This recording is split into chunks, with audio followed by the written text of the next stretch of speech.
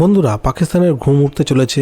খুব শীঘ্রই ভারত ফ্রান্সের থেকে আরো 114টি রাফায়েল বিমান কিনতে চলেছে। ফ্রান্সের রাষ্ট্রপতি ভারত সফরে এসেছেন, আর এর মধ্যেই কিছু গুরুত্বপূর্ণ চুক্তি স্বাক্ষর হতে চলেছে ফ্রান্সের সাথে। তার মধ্যে একটি হলো 114টি রাফায়েল যুদ্ধ বিমান ভারত কিনতে চলেছে ফ্রান্সের থেকে। ভারত যে 114টি রাফায়েল বিমান ফ্রান্সের থেকে কিনবে, তার মধ্যে এয়ারফোর্সের এবং নৌবাহিনীর 26টি বিমান থাকবে। ভারতের প্রতিবেশী দেশ চীনকে লক্ষ্য রেখে ভারত এই রাফায়েল বিমান কিনতে চলেছে। চীনের কাছে এই মুহূর্তে 6th জেনারেশন যুদ্ধ বিমান রয়েছে, কিন্তু ভারতের কাছে 5th জেনারেশন যুদ্ধ বিমানও নেই। তাই ভারত 4.5 জেনারেশন টেকনোলজি যুক্ত রাফায়েল যুদ্ধ বিমান ফ্রান্সের থেকে কিনতে চলেছে। চীন অর্থনৈতিকভাবে উন্নত হওয়ার সাথে সাথেই টেকনোলজিতেও অনেক উন্নত হয়ে গেছে, তাই চীনের বিমানগুলো অনেক উন্নত।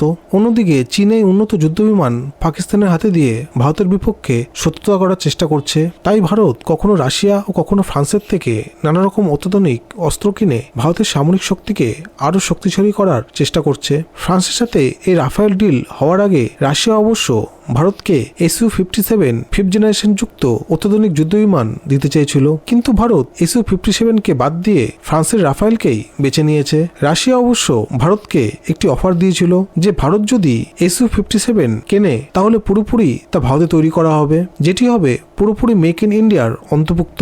এবং রাশিয়া ভারতকে সোর্স কোডও দিতে চেয়েছিল, যেটার ফলে ভারত চাইলে নিজের ইচ্ছা মতো মিসাইল সেট করতে পারত ওই যুদ্ধ বিমানে। এত সুবিধা দেওয়া সত্ত্বেও ভারত ফ্রান্সের রাফায়েলকেই বেছে নিয়েছে। ফ্রান্সের রাফায়েল অবশ্য 4.5 জেনারেশন যুক্ত একটি যুদ্ধ বিমান, যেটি ডবল ইঞ্জিনে চলে। ফ্রান্সের এই রাফায়েলকে পাকিস্তানের JF-17 এর সাথে তুলনা করা হচ্ছে। আসল কথা হলো, চীনের এই JF-17 এর সাথে রাফায়েলের কোনো তুলনায় চলে না। রাফায়েল যুদ্ধ বিমান কি করতে পারে তা অপারেশন সিন্দুরের সময় পাকিস্তান টের পেয়েছিল।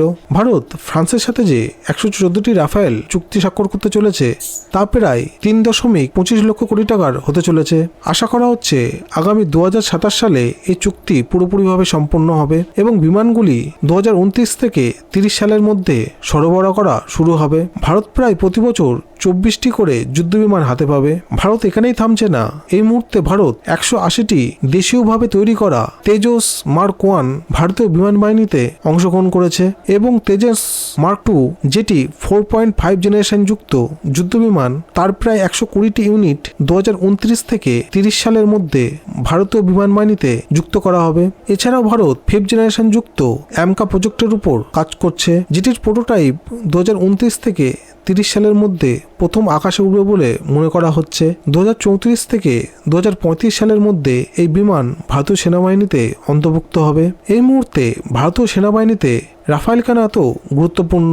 ভারতীয় উপমহাদেশকে সামরিক দিক থেকে ব্যালেন্স রাখতে গেলে ভারতকে রাফায়েল কিনতেই হবে, কারণ প্রতিবেশী দেশগুলো চীন এবং পাকিস্তান তাদের সামরিক দিক অনেক মজবুত করছে। চীনের কাছে একের পর এক অত্যাধুনিক মিসাইল এবং যুদ্ধ বিমান রয়েছে, আর পাকিস্তান সেই যুদ্ধ বিমান ও মিসাইল চীনের থেকে কিনছে। ভারতকে এই দুটো দেশকে ব্যালেন্স রাখতে গেলে প্রতিরক্ষা খাতে ব্যয় অনেক বাড়াতে হবে এবং নিজের দেশীয় প্রযুক্তিতে যুদ্ধ বিমান ও মিসাইল তৈরি করতে হবে। ভারতের কাছে এই মুহূর্তে নিজস্ব 5th জেনারেশনের যুদ্ধ বিমান নেই এবং কোনো প্রকার ডিফেন্স সিস্টেমও নেই। ভারতের কাছে কোনো বড় ধরনের ডিফেন্স সিস্টেম যদি থাকে, সেটি হলো রাশিয়ার দেওয়া S-400। এই ক্ষেত্রেও ভারত রাশিয়ার উপর নির্ভরশীল। তো বন্ধুরা, আমাদের চ্যানেলে এরকমই আরো খবর পেতে চ্যানেলটিকে লাইক, শেয়ার ও সাবস্ক্রাইব করে রাখবেন। জয় হিন্দ।